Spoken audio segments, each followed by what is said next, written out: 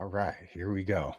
Hey, welcome everybody back to another episode of Tautua Talk. I've got my guest here today. It's Lydia Ortiz. She's the creative director of DC Hula Girls, and we'll jump right into the intro. We're going to talk about a couple things. She's got a special event coming up that we're going to highlight, and just glad that you guys spent the time to come in and join us today. I know time is the most valuable asset you have, and we are just thankful that you're getting to spend a little bit of that with us. We'll jump right into it. I'm your host, Coach Tuala of Tautua Foundation. I'm a firefighter, paramedic, and a fitness and nutrition coach. Today's episode is going to hit a little bit deeper than fitness. We're going to be talking about something that fuels everything that I do. It's legacy, culture, leadership, and it's all through service. You've heard me say it before.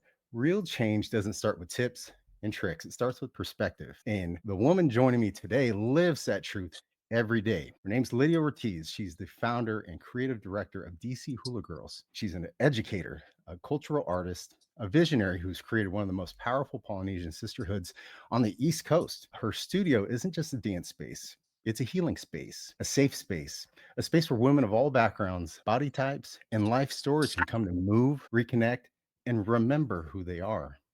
She's performed at national museums, cultural festivals, and live television. But the real magic, it happens in her home, in her bare feet, with the babies watching, and with women rediscovering their strength through hula, history, and most importantly, through each other. Lydia is not just a performer, she's a practitioner, a single mom, and a community builder. She's also a survivor who's turned her deepest pain into platforms for other women to rise up. And this summer, she's producing something special, the Hoike of 2025. It's a pan Polynesian cultural showcase, and it's happening on June 28th in Alexandria, Virginia. It's an event I'm honored to be a part of, not just as a performer, but as a representative of the Tautua Foundation, where our mission is to reconnect Pacific Islander youth, first responders, and connect them with their roots through cultural education, mentorship, and immersive experiences. So, this episode is more than just about the event, it's about showing that leadership and what it looks like when it's done through service and through sisterhood and through sweat. Get ready. We're diving deep into Lydia's story, the heart behind her movement, and why Hoike might be one of the most important performances of the year. Let's run it. Lydia, welcome. I know I caught you a little bit off guard. I'm so glad that you had the time. I know you're very, very busy putting this event together, and you got a million and one things going on. How you doing? Welcome to Tautua Talk. Aloha Vakea, just saying good afternoon. And I'm Lydia or Lili'u, depending on how you know me. You can call me either one. I'm so happy to be here and so happy to get to meet you in person, hopefully soon at the Ho'ike. Ho'ike just means like a recital or showcase. It's really an opportunity for my haumana or my students to show what they've been working on. Some of them have been with me over a year, some have been with me since before COVID, and some are brand new, have only been dancing a month. And everybody's going to be on that performance space together. 20 students are going to be performing. We're really excited. And we have about 4 different guests, including you, VIP guests that are coming to make our show even bigger and bolder. My students are all female at this time, so I thought it was important to bring you and other men in to have that male presence. It's a very important presence in Polynesian culture. It's all about family. Even though most of my students who come to me are women, we do have public workshops where men have come in the past and hopefully will come in the future. So I'm just excited that you and other people are open to collaborating and supporting each other, even though we live in totally different areas. We're all trying to connect back, educate people about Pacific Island culture. When I find these people, I really try to support them. In turn, they end up supporting me in ways that I couldn't even imagine. So just really, really blessed to be this busy and working so much. Mahalo ke akua. Thank you, Lord, for all the work.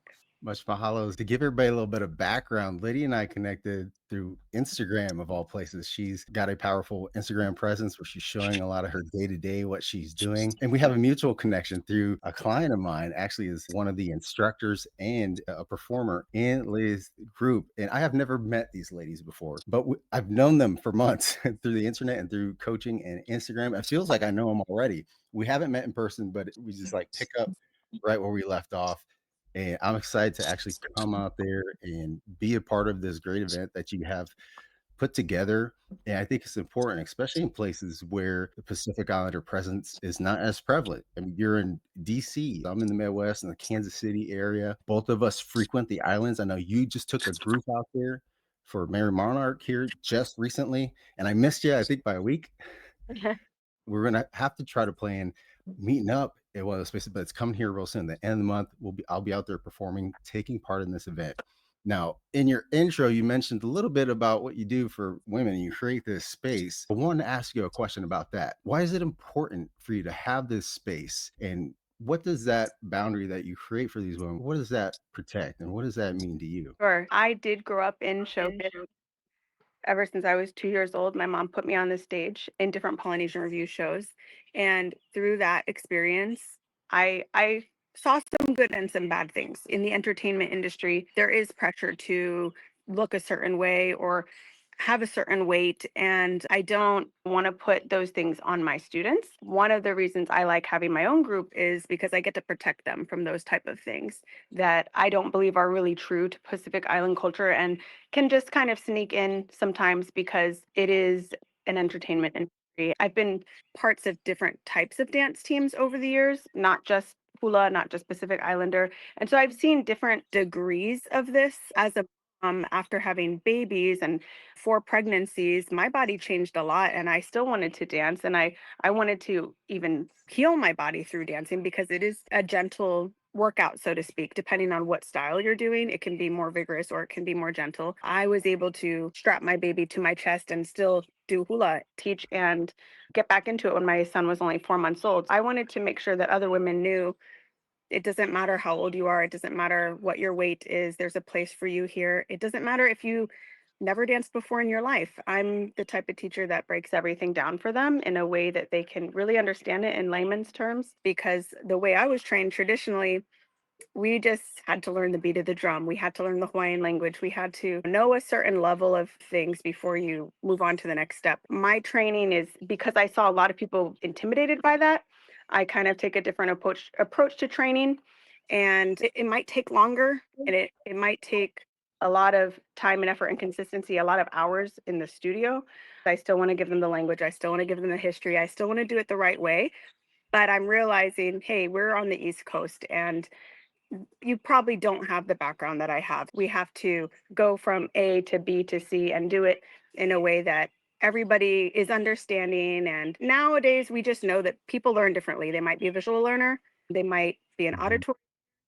So I think my classes, they do take a long time. I mean, we have like 3 hour sessions twice a week, but that's because I want to do it right, not just culturally speaking, but technically speaking. I didn't want to have sloppy dancers. I didn't want to have people kind of come and just wiggle around and not know exactly what they're doing. I wanted them to understand the steps and I want them to feel comfortable in the step. And that takes time. You're not going to feel comfortable the first day you do anything. If you play football or you ballroom dance or whatever thing you're trying for the first time, it's going to take a lot of time and energy and consistency. So I knew that if I was going to do this again and teach again, because it had been a while since I had taught, that I Mhm. was going to need to give a lot of my time to this. Otherwise, how can I expect my students to show up as well? So I knew I had to show up for them first. You're somebody that they can go to learn more of the authentic way of going about learning hula and some of the meaning behind it. You've got to be this authoritative type of figure, but you're also somebody that they're coming to for comfort and to feel the space where they can grow.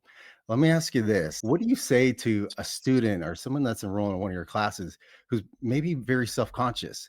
Walking in, they're new, they don't do anything. What's some of the approaches that you take? Hmm.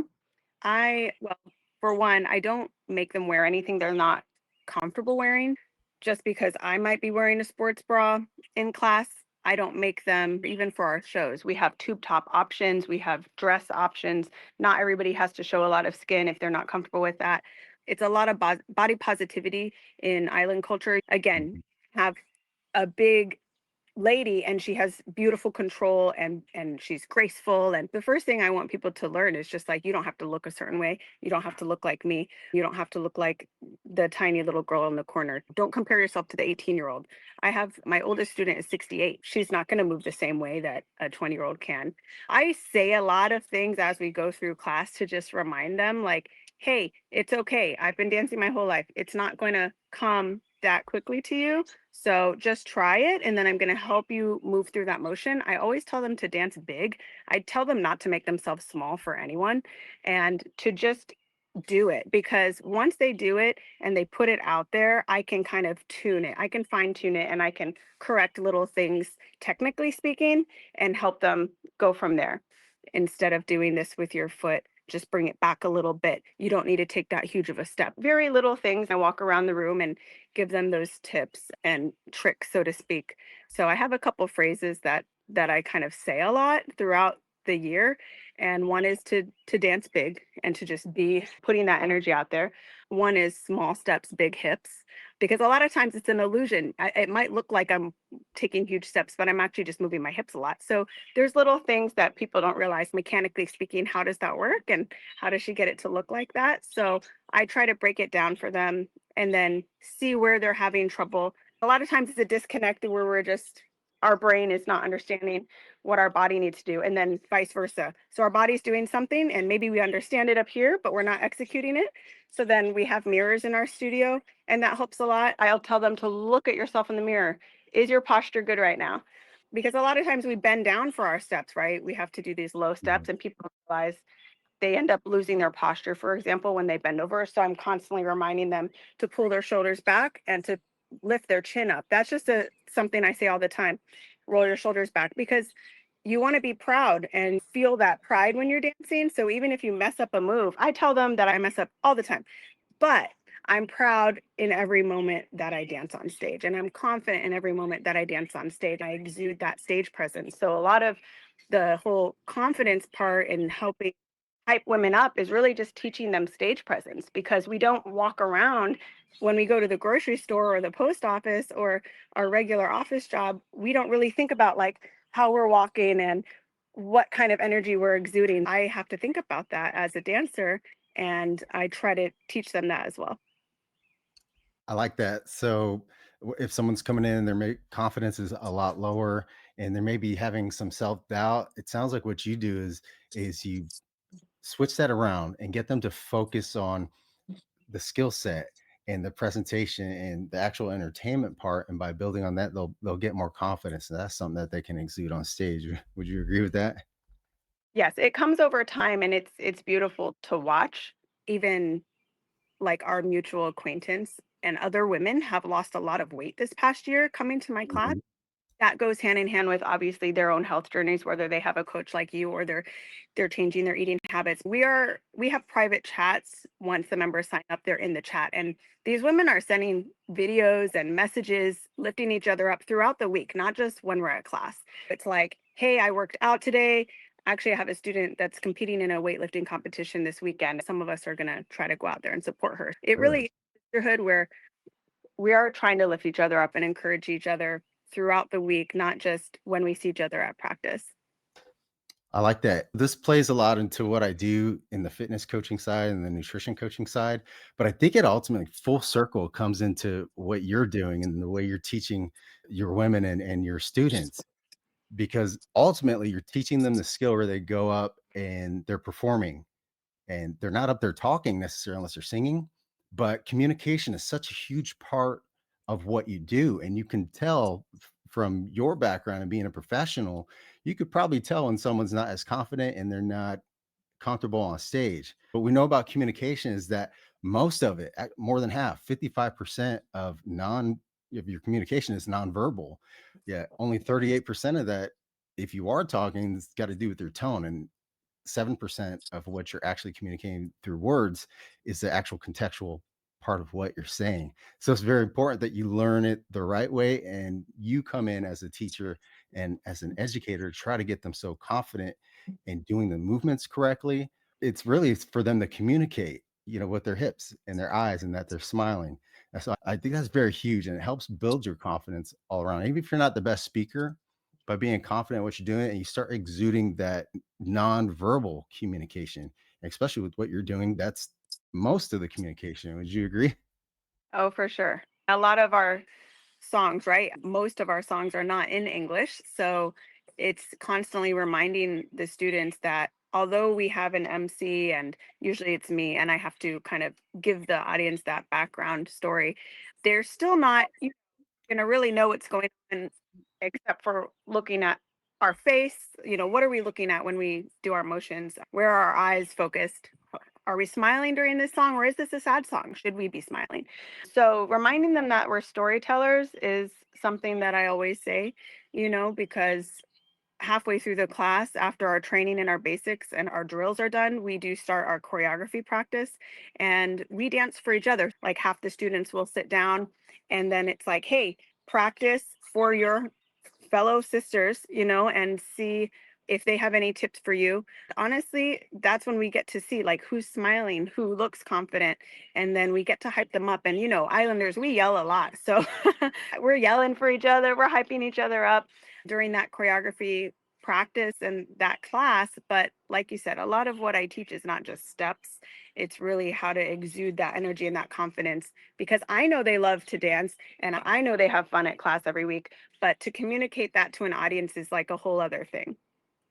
Wow. And so, given the way you were brought up and some of the ways that it helped shape who you are today, I wanted to dive a little bit deeper into that. How did growing up in hula in your home, how did that shape your idea of leadership and women and lead to what you're doing today? It definitely taught me discipline, I think, first and foremost, that I can put into all areas of life. My mom is a kumuhula, graduated or unikied in the traditional sense in Oahu. Having that traditional background, I think we knew like to not mess around in class. It was a very strict atmosphere, like a dojo. If someone is familiar with martial arts or ballet, anything that's like strict. If you've never taken a dance class before, maybe you don't know what I'm talking about, but maybe you can relate it to a sport. You don't really talk back to your coach. You have to just yes sir, yes ma'am. And so the discipline part of it, it kept all the kids focused in class even though we were little.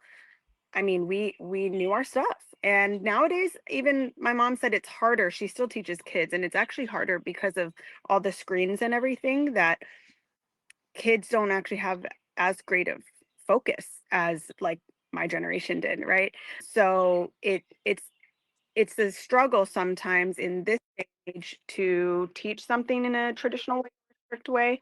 For me, I think growing up, that was just easy. Like I could go into any workshop or any dance class that my mom would take me to or any group, and I already knew how to behave. I already knew how to listen. I already knew to bring my notebook and take my notes. I knew to tie my hair back. I knew what to pack and what to wear. There's like a certain set of rules and discipline that comes with the traditional hula halal or hula school training that I had. It Mhm. was in my 20s when I started really diving into the other styles of dance because frankly, I wanted to work for these performance companies and explore and have fun with the Polynesian review world. And it was great, but I felt like I was just kind of thrown in and I would learn choreography and I would pick it up, but I never really had a traditional upbringing in the other styles of dance that I had in hula. I feel like there was a desire to learn more for myself.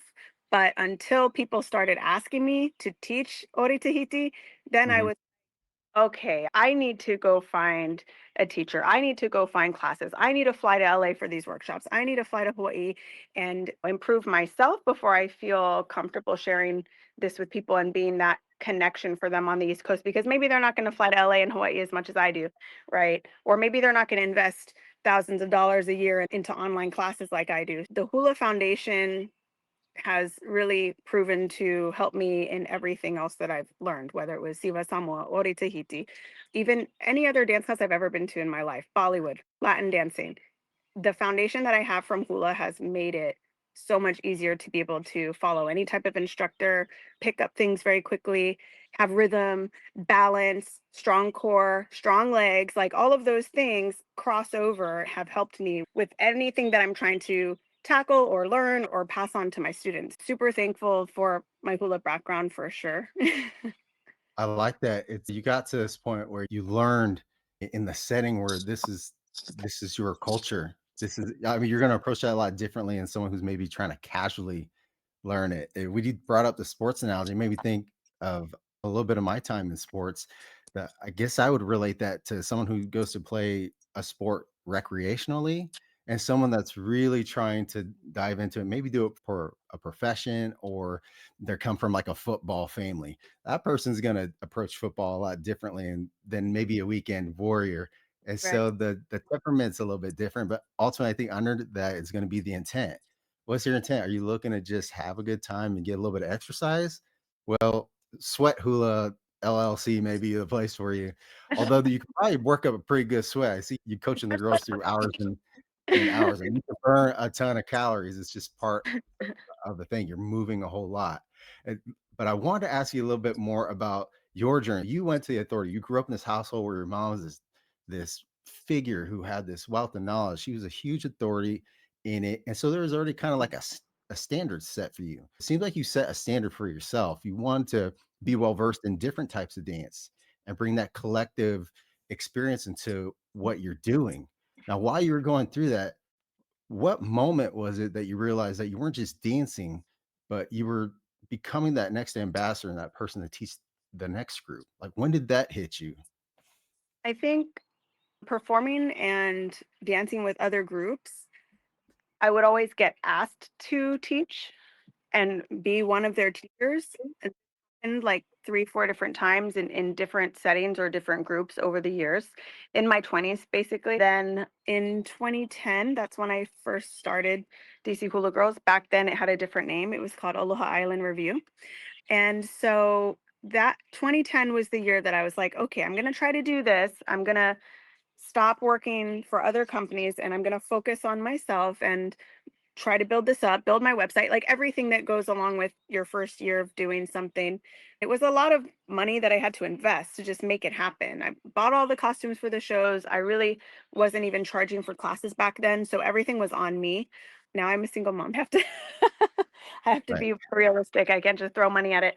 But it's dance is an expensive hobby. I was trying to figure out this balance of how can I do what I want to do what I love, make some money back from some paid gigs. Some performances are not paid, and we are cultural practitioners, so I don't like saying no just because of a budget. I want to still give what I can give. 2010 was the first year I started my own thing. I was under contract with another company, and so I had to talk to them and get out of the contract and all that kind of stuff. People weren't happy that I was starting my own, Right. because then I became somewhat competition for some of these groups because they kind of know that I'm a go hard type of person. They're like, "Uh-oh, if she's gonna do it, she's gonna do it." Like, Right. She's gonna do it right. But I so think also people probably have seen you perform, and they see that you present very well on stage. Either your nonverbal communication, you're obviously in phenomenal shape. You're the embodiment of it. I think while you were performing, people were thinking, well, how do I get like that? A lot of people will start to gravitate towards what they want, and then that's where they ask questions. It seems like you didn't get forced into it. I think it was your natural calling. You just grew into it. And now you're actually doing it. In 2010, you made this jump from being a performer, they kind of testing out the entrepreneurial waters and doing it. I think you brought up something important there. While you were doing it, you could, if you could, you do it for free. It's something that you love doing. But then we have to turn around and face that. Well, I have a kid and I have these responsibilities and obligations financially. I do it all day for free, but eventually you got to pay the piper. And it seems like since 2010, that's 15 years now, you've been doing it. And now I see you doing on Instagram. I see you putting the groups together. Obviously got this event coming up in June. You figured something out and able to turn something that's culturally respected, but doing it in a way that you can go out there in public and show and teach others the correct way. I really think that's a phenomenal upstart from where you started. But you do a lot more than that. I think it's more than that. You inspire the women that you work with, and you're pushing the culture forward, which is on the East Coast, there's not a big presence. And that's kind of what brought us together. It's something that I'm into, spreading of the culture, empowering these businesses that are doing the work you're doing. One of the big challenges that we see is revenue and getting materials, getting in front of the right spaces. I think you have a whole lot more to come. I'm super excited about this event. I yeah, want to talk a bit more about what you do besides dancing. You create these safe spaces, but thank really you. you're empowering all these women. Obviously, you Mhm. got one going to a powerlifting competition here soon. Sounds like a whole family. Like we're all going to come out and support you. Yes. Uh, and you're raising body awareness, whether you know it or not. It's like Oh, be, yeah. what do you say? Dance big, make your movements big, be stand proud. It's that nonverbal communication we talked about. So there's a little bit of fitness challenge in there, but you get them to concentrate on something that's culturally important and they've got to rise to that standard. You teach women anywhere from 16 to 60. So it sounds like so how do you create the space where everybody feels like they belong? It's like a big family. How do you do that? So one thing I eliminated actually this year, I eliminated having a performance team because I really just wanted to take away the lines of, oh, this girl's better than this girl. I just didn't want anyone to feel bad about themselves. And, it's obvious when someone has been dancing their whole life, but I just put us all in a class together. And I will have people message me sometimes and say, oh, when is your beginner class? I don't know anything. And I tell them it's an all level class. And it's a little intimidating for them at first, but once they come and see how welcoming these ladies are, the women that have been dancing longer are like moms. They just all step in and help. It's like, oh, you didn't know what a lava lava was? Let me help you tie it. You don't know what a pau skirt is? You can borrow my extra one. These women are just, I'm really blessed to just have these great women right now in my group. Not everybody is that blessed to have such a great support team, but the women that are currently here are just some of the kind of biggest hearts. They're an extension of me. I feel like you're only as good as your support team, whether that's your family at home, whether that's your work, or for me, it's my dancers. Even the people that teach or don't teach, it's not about that. It's about every single person that walks in has to feel welcome and into the part of the community. And that's my goal. And every single person that has ever told me why they're here, they say it's community. They might come for a dance class thinking that, oh, I'm going to shake a little bit or I'm going to sweat a little bit on a Saturday morning. They end up staying for the community. That's the biggest thing that I've built here is the community. We have 26 members now. Just a few months ago, it was only 15 members. You said I've been pushing hard since October because that's when I went full time with this. And so that's where you started to see more of the social media content become more focused, more regular because I had the time to pour into it. But I think my energy and how friendly I am, it just kind of is infectious because I see other people pick up from it, right? People will be shy their first time. Like you said, they're shy, they're Mhm. scared, they're not sure what's going on. They don't really feel comfortable showing a lot of skin. They might even come in and wear their lava lava long, right? And then it's like, hey, once we start doing the warm up, I tell them, hey, I really need to see your knees because I need to see the mechanics of what's happening with your body. During the stretching and the kind of grounding that we do in the beginning with some slow music, I don't even bother them. But then once we start to pump it up and get into drills, I'm like, hey, honey, let's tuck your EA a little higher because I do want to see what's going on under there. I just kind of go as the class progresses, let them know why I'm doing something. Like, I'm not just going to come over and pick your shirt up because I want to see your stomach. I'm going to say, hey, do you mind lifting that up for me so that I can see what's going on? Because there's something happening where it's not quite right and I need to figure it out so I can help you. Everything that I do, I just explain it. I'm constantly talking in my class. I'm sure they're tired of my voice, but that's the beauty of having three other teachers. I do have people that sub in for me. Tomorrow I have two shows. I can't teach my classes. I have two other teachers that are going to be there. They get different styles of teaching as well when they come. We have four teachers now. It's really nice when like Ma'a teaches and then she's gone for two. Mhm. Girls are like, "Where's Ma? We miss her. Where's Ma Tautua?" So they build these connections with each teacher, and they each of us for different reasons because we all have a different background and different strengths. I think that is something that draws people to you.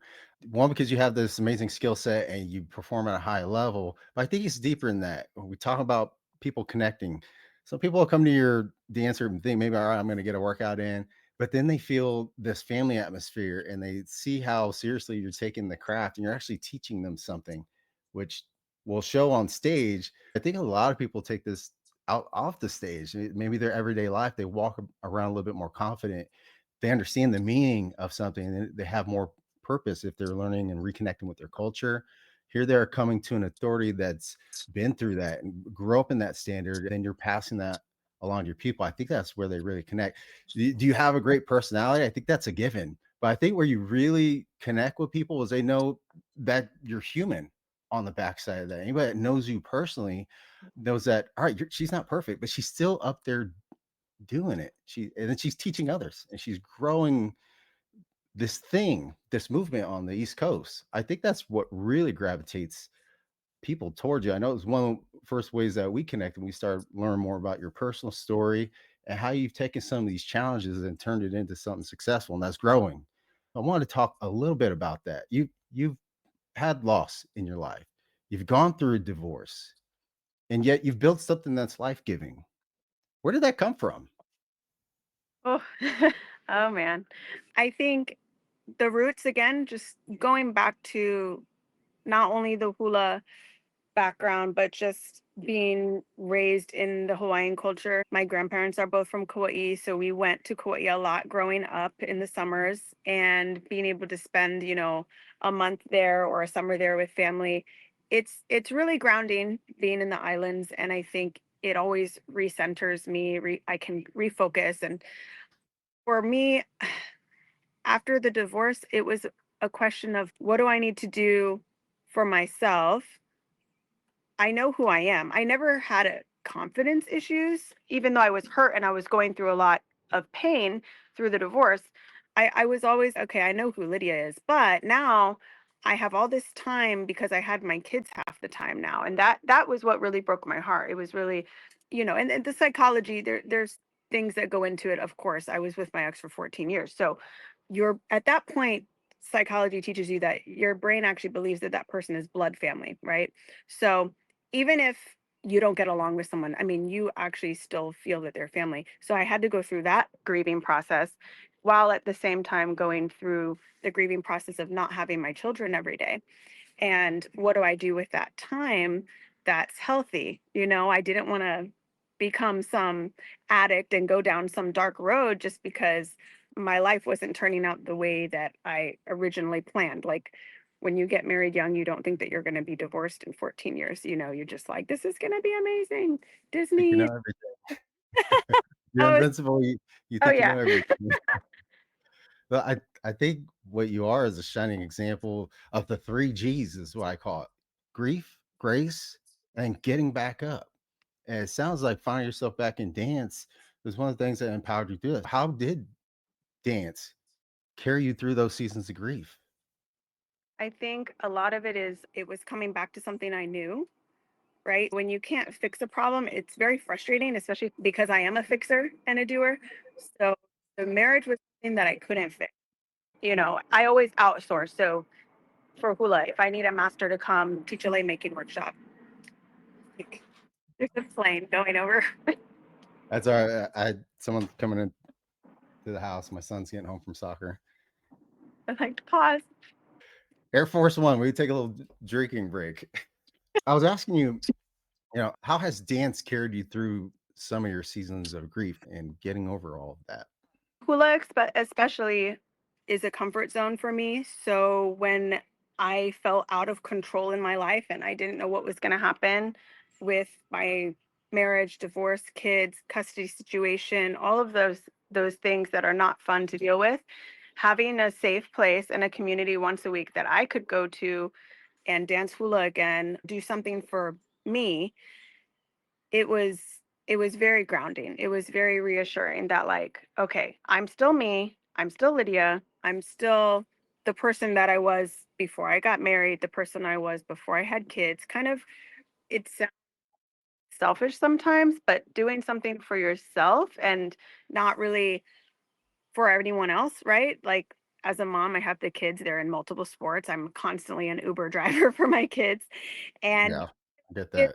could be 5% of your time arranged around your children's life and or your marriage or whatever situation you're in. But for me, it was like, oh wow, I don't have to plan around his schedule anymore. What does that mean? Does that like free up a little time for me? What am I going to do? Am I going to sign up for a Hawaiian language class online? What do I do on Mondays? I don't have my kids now. And so at first it was really just like I felt like I had all this free time that now I could pour back into myself. And then once I got back dancing. It also helped me lose weight, of course, all the other benefits physically, mentally. But community, again, was the number one thing because I just lost my family, right? I just feel like my family is broken. How do I have all this mom guilt of like being part of the reason that my kids now have to go back and forth between two homes. So that was a lot of the thought process, I think, with being in a halal again. I joined a group. It was just a safe space again that people didn't care what I was going. It's like, hey sister, hey, let's dance, let's eat some food, let's jam on ukulele. Like it was just like, whoa, like I a home again, somewhere that I feel welcome, somewhere that they're not judging me. And so I've been welcomed into wonderful groups like that in times of my life that I really needed it. And so I can Mhm. hope that my group does that for other people too. I think, yeah, you're setting a great example for what it means to go through grief, have grace doing it, and ultimately getting back up. Whether you know it or not, I think you're setting this precedence for motherhood and leadership, which is why people gravitate towards you in the role that you're doing. And you're also mentoring some of these other instructors and these other leaders. You're really kind of paving the path so that you have someone to replace you. That's something that I deal with in the spaces where I'm at as a first responder. They say a good leader is someone that's actually preparing somebody to take their spot. And I think you had a great example growing up. You had a mother who made sure that you knew things the way that were culturally respectful and that were correct. That's a standard that she instilled in you, and I can tell just by the way, seeing you yell at some of your students that that's what you expect out of them. You're yelling with love, but you're leading them at the same time. So let me ask you more about that. Your son, he cooks dinner, and then your daughter helps run some of these events. What's something they've done that's taught you about leadership? Because here you are setting the example. A lot of times I look at my kids, I'm learning something. What's something that your kids that you've learned from them from a leadership standpoint? Oh man, my son is 11 and my daughter's 9. My daughter is like a mini me, and she's no filter. She calls me out like on things, and she's just like, "Mom, we got to practice tonight. Like, what's going on?" I'm like, "I don't feel like it tonight. I'm so tired. I had a show already." And she's like, "Mom, we have to practice." She's really like on it. She knows the value of time because she is at her dad's half the time. I think in a way it's been a blessing in disguise that my kids really value quality over quantity. She knows that she's missing half of the classes. So when she's here, she's like, "Hey, you need to do this for me. Hey, we need to work on this. And you need to carve out time for me, mom, even though you're busy with your shows this week," or whatever it is. And then my son, he really stepped up. Like I would never ask my child to be an adult. That's not something I want for them. He enjoys cooking, and it's kind of a leisurely pastime for him. It just ends up helping our family of three because I work weird hours sometimes, teaching at night, or like yesterday I had a show and I had to drive kind of far for it. So when I got home, he was like ready to cook dinner, and I said, luckily I got food from my client. I said, you get a break tonight, honey. He's like, hey, I support you, mom. And I've asked him, like, do you want to do hula, or even if I could find a male teacher for him. It's harder on the East Coast, yeah. But he said, no, I have no interest in dancing, but I would like to go to Hawaii. I would like to learn more. He supports me and he sees what I'm doing, but he's very honest. At the end of the day, that's all you want, I think, is your kids to be good, honest communicators, advocate for themselves, not be forced into anything, but to come at something because they love it or they're genuinely interested, and then, try something new. But they're really learning and growing as we go because they see like how busy I'm getting versus when Mhm, and I was a stay-at-home mom, and I really just dedicated every moment to them for the first 5 years being a stay-at-home mom. So things, change over time through the divorce and now through me just working more, and them mm. realize like this isn't just a dance hobby, this is actually her work. What does that mean? That might mean that one day I have to rest my body and I can't go outside and play with you today because my back is really killing me today. I had to dance for 6 hours yesterday, and I know I have two shows tomorrow. So that means today is my rest day. So communicating all these things to them so that they understand like I'm not superhuman. I'm a regular person with regular aches and pains at this age and my knees and my back and all the things. Well, you're definitely doing a number on yourself, but you stay so active and you take really good care of yourself. I think you're also setting a precedent, not just for those who are following you and that you're teaching, but your kids. Now, you bring up your mom and watching her and the level of expectation that she set for you. And here you are stepping into that role. I wanted to ask you, what do you want your kids to remember about watching you go through this process of building such a big thing, such a movement? What's the overall theme you'd want them to remember of you going through all that? Oh my gosh. I hope that they do something they're passionate about in life, even if it's not their full-time job. I want them to follow their dreams and pursue whatever they care about and discover what they're good at. Maybe my son is really good at cooking and that's his way of bringing people together. In everything we do, I think we want our kids to find themselves, be true to themselves, not be this like cookie cutter version of what they think they should be. Really pushing them to excel in what they're good at naturally. Just an example, my daughter's on the swim team this summer and so is my son. But my son has no interest in racing or doing the meets. I don't make him. I'm not one of the moms that will force everything on my kids, but I told him you still need to go to the practices because you need to learn how to swim. That's a really important life skill.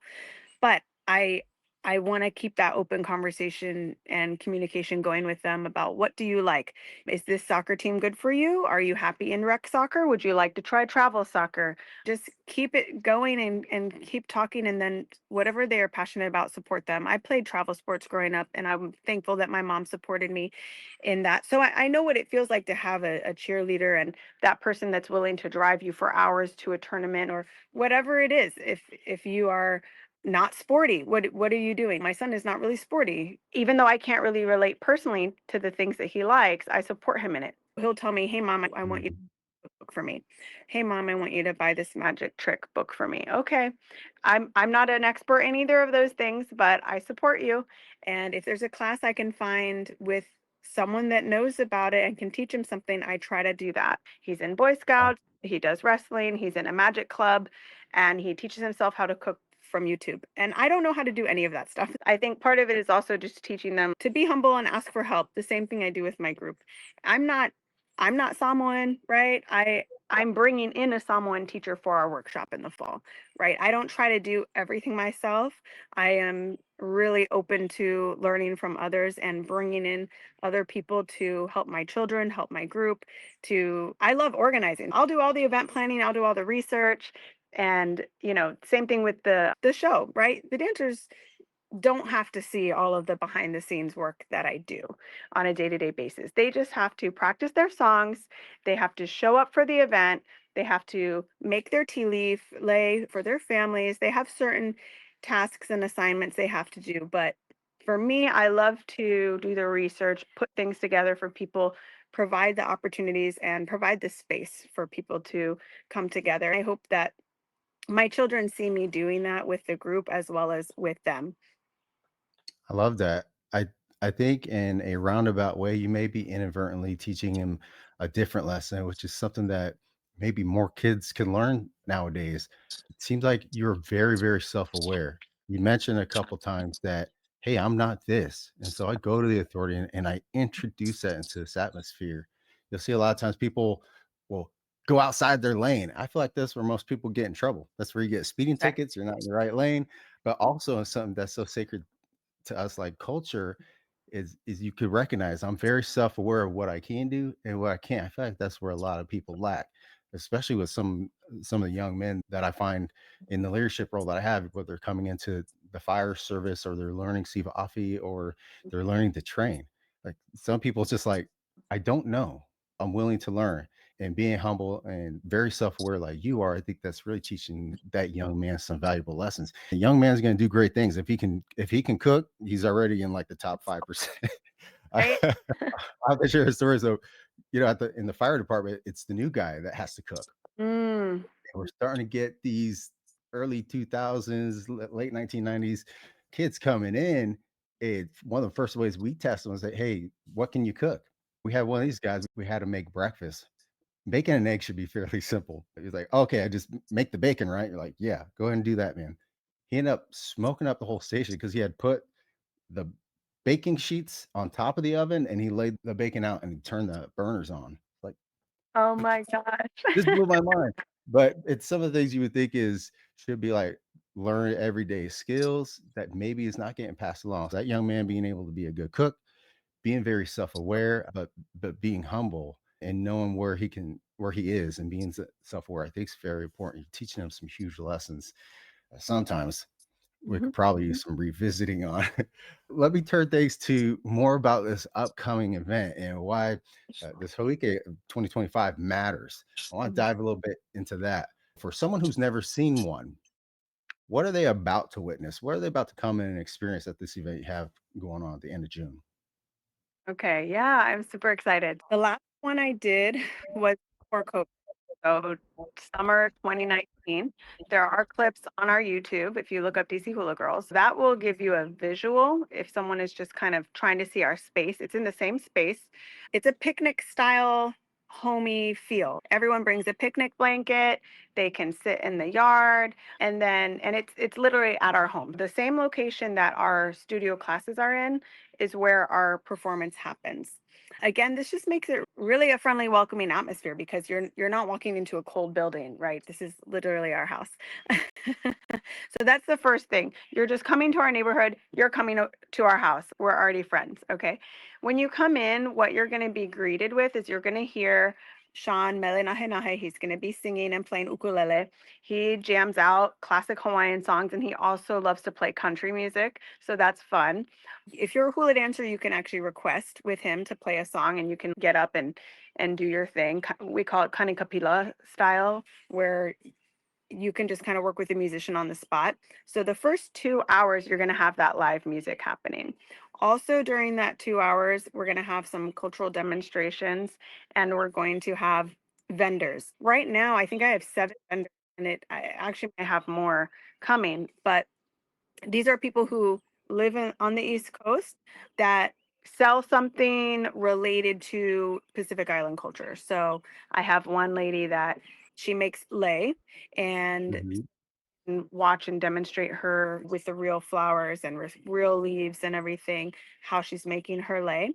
I have someone selling clothes that she makes homemade for dolls, and it's all Pacific Island outfits, mostly Hawaiian. If your kid has an American Girl doll, you can come and all of her clothes fit American Girl dolls. I have someone that makes candles and they put shells and other intentional types of rocks and stones and they're all from Hawaii. When she goes back home to Hawaii, she collects these things and then she puts them into her candles and they're just really beautiful, rustic, organic vibe. She brings 3 or 4 different scents of these candles. We have different booths that you can walk around and look at, and then hopefully you and maybe another Samoan guy that is going to come, you guys can have a booth that is showcasing some Samoan culture. Maybe it's how to open a coconut, maybe it's, whatever. But the point of the vendors, is to not only support local people that are here on the East Coast, but to give our audience an opportunity to be exposed to something that maybe they never saw before or heard of, and just to create these connections, like you said, just people coming together, create a connection, network, start a conversation, exchange each other's Instagram, exchange phone numbers. Maybe you want the lady to make lei for your cousin's high school graduation next year, and now you know someone that makes lei, right? A lot of people just don't know who is here on the East Coast. And that's what I love doing, is just kind of bringing these people to light. Like, hey, there's this super talented person here. Invite her to my event. Now she gets 200 people that can now follow her online where maybe she wouldn't have met them otherwise. So I'm really happy when I can help create these opportunities for people to connect and support each other. I love that, and I was kind of putting up the flyer there, showing some of the guests there, and you might have recognized one of those guests. Uh, that he's going to be. This gentleman is going to be doing some of the singing, but right here, I thought I had this up here. I put up a flyer of me coming to help and do my part in performing Siva Office. I'm super excited that I got tied into this. Exactly what you're doing, you're bringing in other businesses, other arts and crafts. You're highlighting that the culture is more than just dance. There's other crafts, there's artwork, there's music, and other performers that are going to be there. You can come to this event and experience a little bit of all of that and feel like you're at home because you're literally at home with everybody. Same place where you guys do your practices and all these other key events. Was the last one there too as well that you said? Yep, they've been here since 2010. Even though we perform all over, when we do our own showcase or recital, it's always been here at my parents' home. It really is just the way, however we want to set it up, however we want to do it, we do it. So that's the nice thing. I can create an event and I don't really have too many rules around it. It's whatever I want it to be. Like I said, the first 2 hours people can walk around, check out the vendors, check out the cultural displays, talk to people, listen to the music. And 1 hour in after the doors open, that's when the food line will open. So with the food, it's actually your relatives that are doing the food. Again, I just wanted to support them. I've used them actually already, hired them 3 times this year because I don't like putting my name on anything until I know it's good. So I decided I needed to taste all the food first. That's exactly what I would say. I need to have everything on the menu and I need 2 of them. So come on.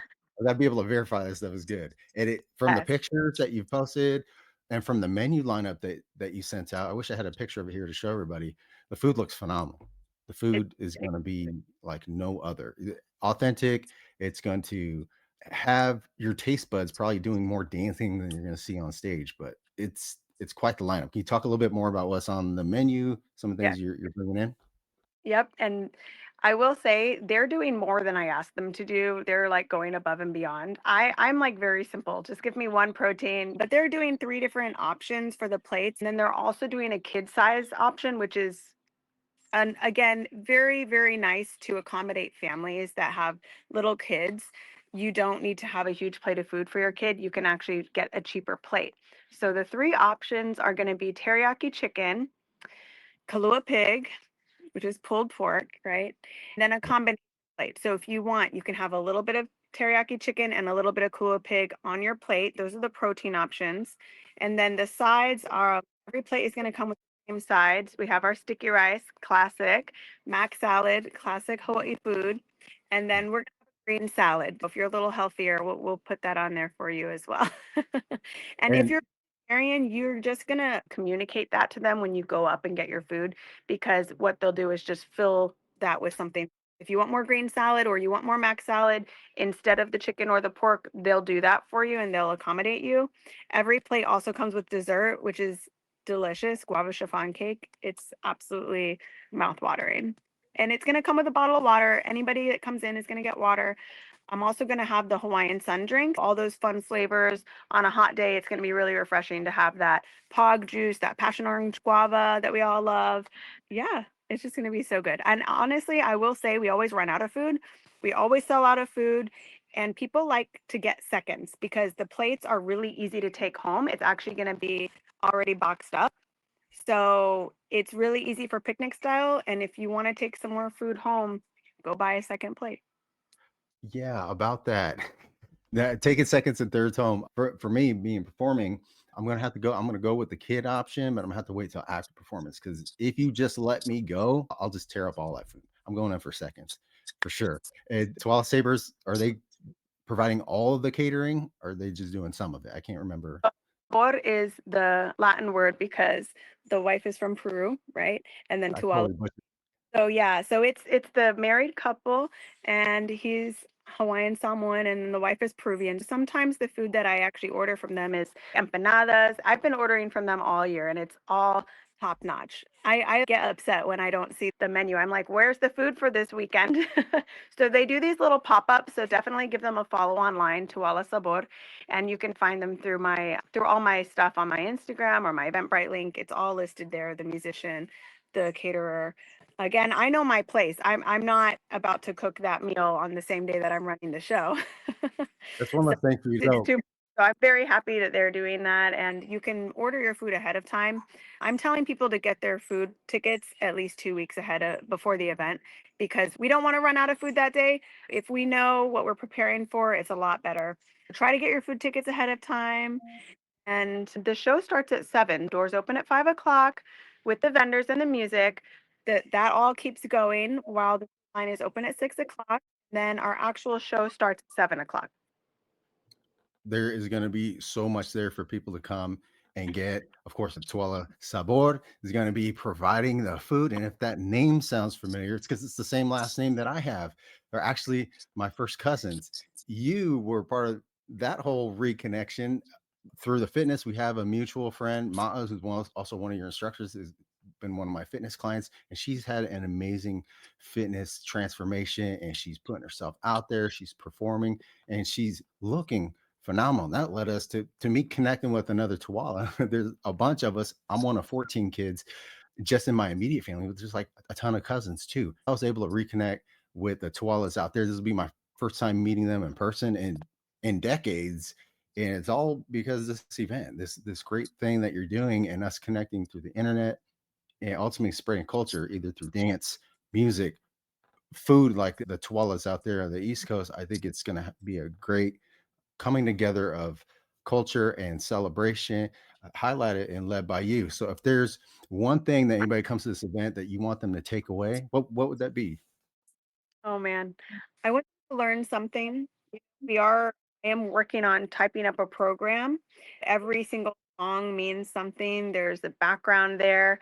So if you've never seen this before, come with an open mind, read the program as we go through, listen to the MC, walk around to the vendors, get exposed to island culture. Dance is just one avenue of reconnecting with Pacific Island culture, but there's so much more, like you said, and I want people to learn something. If they never come to my class, I mean, that's okay. At least they came to our show, you know. But if they do like what they see, then I would encourage them to come try a class or ask me where there are classes. Maybe they're interested in something else, but I probably have a connection where I can give them the information. Maybe they're just interested in ancient style kahiko hula and I can connect them to my mom or another group. Or maybe they're interested in learning sivafi or fire knife and I can connect them to a Samoan guy that lives like 5 minutes away from me. He's never going to come to my class, but I know where he lives up here. And so the cool thing about that is I do have a lot of connections, and I'm just happy to bring everybody together. Hopefully they learn something. Hopefully they're a little entertained. And just going back to the point of what you were saying about the reason that I first reached out to you is because of her, and I watched her on the journey.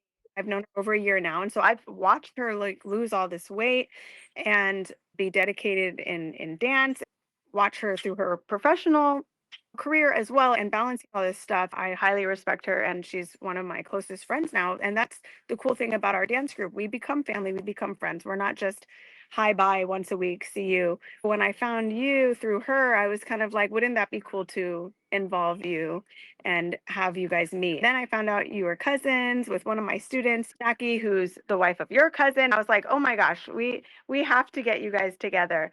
Even though at first I was like, okay, I can hire other fire knife dancers. I have other guys that are coming, but I thought it would be really neat to bring you guys together. Again, that's just what I love to do is bringing people together. And it ended up being really cool that we had all these like mutual connections. And then again, even though we didn't go to Hawaii at the same time, you referred the photographer to us. That's another empowering moment for the women. I love directing the photo shoots. I do them a couple times a year. And they're uncomfortable at first. Maybe they never did a photo shoot before, but watching them through that process, and then the photographer even, and also a model coach that I'm hiring for our next photo shoot, they're women also empowering women. So it's really neat to support these photographers, support these model coaches, support, right? And then because I see that same vision and what they're doing in their line of work. So we have a photo shoot actually the week before our recital.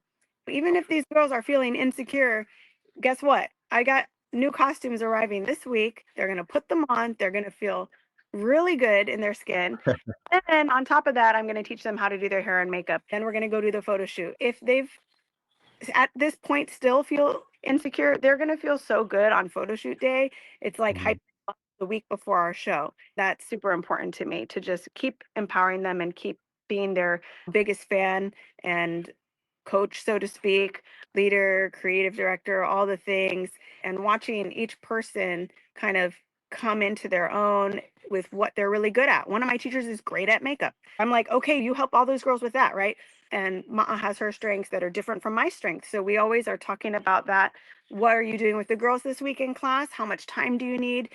Because I want her to have free reign. Like if you have 30 minutes planned and it's all about a certain style of dance, I'm going to make sure you have that time to do it. Making sure my teachers are empowered so that they can share their knowledge as well is part of what I do. And then it ends up making my job easier. I love it. Then I don't have to do all 3 4 hours myself.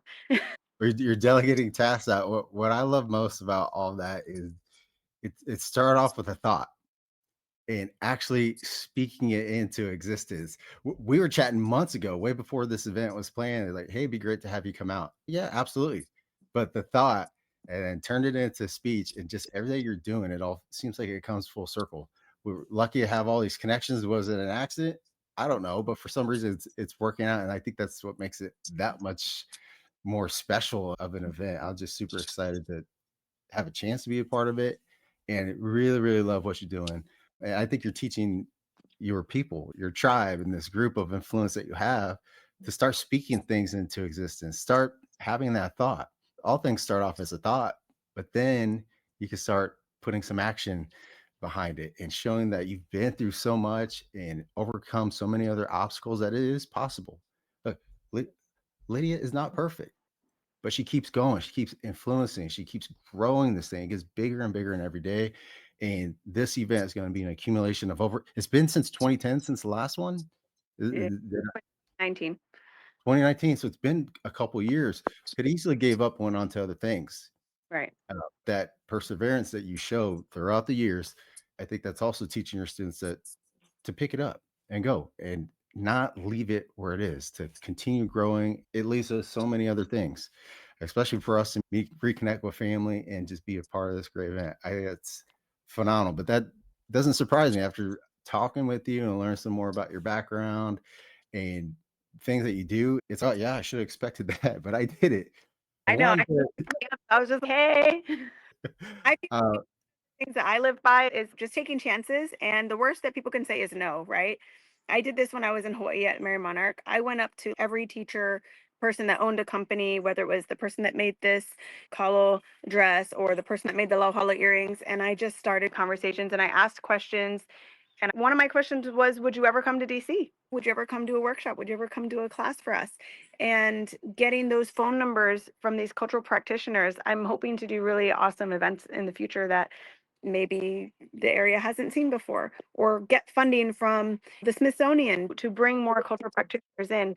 For me, that goal is always to bring more aloha and bring more Pacific Island classes for everybody to the East Coast, because it is expensive to go back to Hawaii a lot and not everybody can do that. So I think one of my students said it very well. She said, "You're my connection to Hawaii, Lydia." I was like, whoa. I was like so honored and humbled, but I take that kuleana responsibility very seriously because I'm putting myself out there as, yes, I'm doing this. So I have to have that action always behind the words and follow through with things. that's the important part is actually following through. I think you set a great example with that, putting in speech.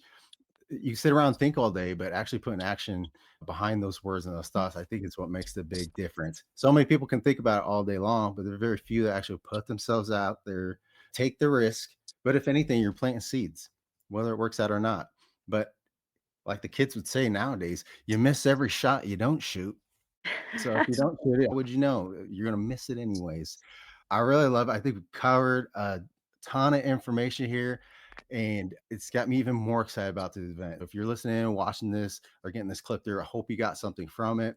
Got to talk a little bit more about Lydia and her journey up to this point, and especially going to accumulate in this Hawike 2025 that's going to be going down in Virginia, Alexandria, Virginia on June the 28th, which I have a pleasure of being a part of. I'm so fortunate and excited to be part of that. There's going to be good food. There's going to be singing. There's going to be a ton of dancing. And if anything, you're going to be at home with your family, extended Islander family, and anybody who shows up and takes part of this event. I'm super excited about that. I want to segue into wrapping this up on a little fun portion I call Aloha or Na. I usually do a quick rapid fire question session, but I wanted to run you through pull up some questions up. I wanted to ask Lydia, the creative director and founder of DC Hula, some of these answers to get what your take is on it. What I'm gonna do is ask you a question and you tell me aloha or nah or no, however you want to answer it. If you're ready, I'll just fire some of those off and let's see what you think on Okay. some of these things. All right. Spam musubi with ketchup. Is that an aloha or nah? No. I know if somebody put ketchup on a steak, that's a big nah for me. A really Some good people steak. put ketchup on everything, especially with my Puerto Rican side. They put mayo ketchup on everything. Okay, so no ketchup on the musubi. Actually, you Not probably for get me. ran out of. No, that's a big no. No aloha there. Okay, would you ever teach a hula class in heels versus No. Chile? I'm surprised that have been. All right, that's going to get another nah here. You Well, I performed on. will say that there are that it's acceptable to dance in heels. If it's from the Victorian era and you're wearing a dress that's supposed to be from a certain time period, that's the exception. Heels probably be tough already. I don't see how women do it in the first place. It's slippers all day for me, fellas. Slippers are barefoot if I can help it. All right, next question. Have you ever silently judged someone's hula hands from across the room? Aloha or nah? A performer? It's just like a random person. Probably everybody. Being a teacher, you're probably no. Yeah, I have to fix them. Of course, that's my job to fix them. Outwardly, very loudly fix it and show them what's the right way. Makes sense, but don't let that hold you back from coming to one of her classes. That's her job. She's going to silently judge you, but then she's going to respectfully and very publicly teach you the correct way and how to do your hula hands because mine could probably use some work too as well. Okay, next question. Have you ever sewn a costume together an hour before a show? Aloha or no? No, I don't sew. I hire designers. Dang, well, shoot, I gotta find out who you got set up. That's pretty last minute for me. I need to learn how to sew. It's one of my goals. Okay, I'm sure you've thrown something together last minute. You ever had to put something Yes, together last minute before a show? thrown costumes together at the last minute. It's just not sewn. Maybe it's tied or something else. Okay, I'm gonna go aloha all day with that. We all island time. We wait preparation comes last minute, sometimes the hour before the show. Oh yeah, for sure. I throw my lineup together, especially if it's a solo show. While I'm driving, I'm listening to the music, setting my lineup. All right, last one. I'll wrap this up here. Your daughter takes over DC Hula in 2040. Aloha or nah? Hmm. I could see it. I could see it. She's all about it. I mean, she's 9, so things could change. Not Hey, gonna, but I can see it. If she wants to do it, I'll send her to Hawaii every summer and put her with some good teachers, and keep going. I'm gonna say aloha to that one. 2040 is probably gonna be here quicker than you think. That's scary to think about. I know. Oh, Like, stop oh, growing, stay little. don't remind me. I'll still refer to the 90s as the last decade. That's how I know I'm old. What? That was 30 Yeah, years ago. I know it's weird. I'm turning Um, 40 next year. you're Uh, you're turning what this year? I'm turning 40 in 2026. Let's go. 40 is like the Well, new 30, so I'm all about it. yeah, I'm like, yes, let's go. you're the new 30s, and I'll tell you what. I work in healthcare. I mean, well, I come across some 30-year-olds you would think are not too far from getting their AAP cards. For real, just take care of yourself. And us 80s babies are just built a little different. I'm sorry. We're doing it right. We do hula and we exercise, we take care of ourselves, but you got to take care of yourself. The way you look in your 40s is going to be your body paying that light bill from whatever you did in your 30s. Listen up, 30-year-olds. You want to look like Miss Lydia here or Coach Kia in your 40s. You're in your 30s, you can do something about it now. Start making the change today. I'm just glad I had the time to catch you when you weren't doing 101 other things that you have going on. I don't know how you do it. You have a bunch of titles on your name: creative director, mom, entrepreneur, someone who's a trailblazer, especially out there on the East Coast. But I'm lucky to add to those titles guest of the Tautua Talk Show. Hopefully, I didn't keep you from anything pressing today. I'm just glad I had a chance to bring you on. We had lighting put together. The sound came out great, but I think more importantly, people should be able to walk away that they learned something. And if they want more information on a quick outro here, if someone wanted to reach out to you, find out more about DC Hula, see what Miss Lydia is up to next, where she's going, what she's doing, and what she's shaking up next, how could somebody out there that wants to find out more information reach out and find out? We're on Instagram, Facebook, YouTube, and this summer I will be working on a brand new website. So if you just type in on Google DC, Hula, Hula, girls, everything will pop up that I'm connected to. I'm the one running all the social media. So if you send me a message, it's me actually personally responding to you. And I give my number out, it's listed publicly.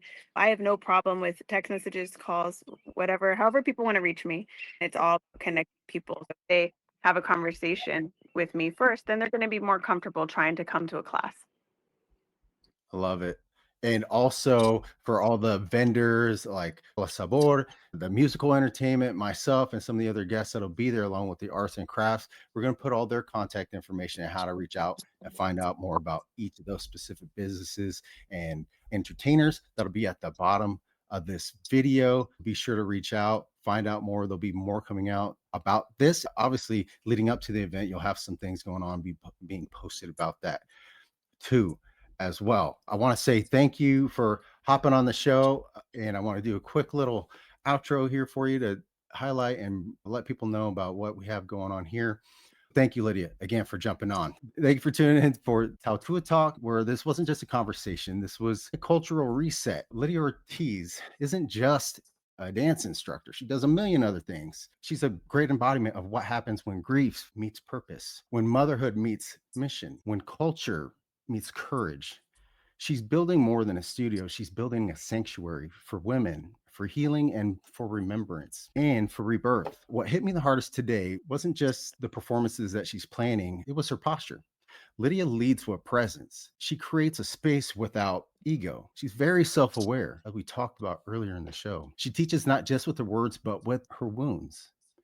All the world that teaches women to perform, it's for approval, but Lydia teaches for them to move for themselves. That's real leadership to me, and that's why I'm honored to stand beside her and take part of her event, Hoike in 2025 there in Virginia. It's not just to perform, but also represent the Tautua Foundation. It's to remind people that culture, it isn't something you just attend, it's something that you carry.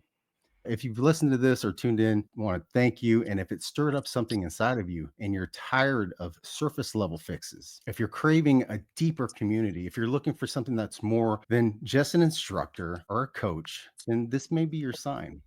Leadership doesn't always show up in boardrooms. Sometimes it shows up barefoot in a backyard and moving to the beat of your ancestors. Thank you again, Lydia. I want to thank you for showing us Polynesian excellence. It isn't just about perfection, it's about perseverance and persistence, passing on the torch. Stay grounded, stay guided, and never, ever forget where you come from. Much love from Coach Kia and from Lydia. Until next time, we'll catch you guys. Mahalo. Mahalo.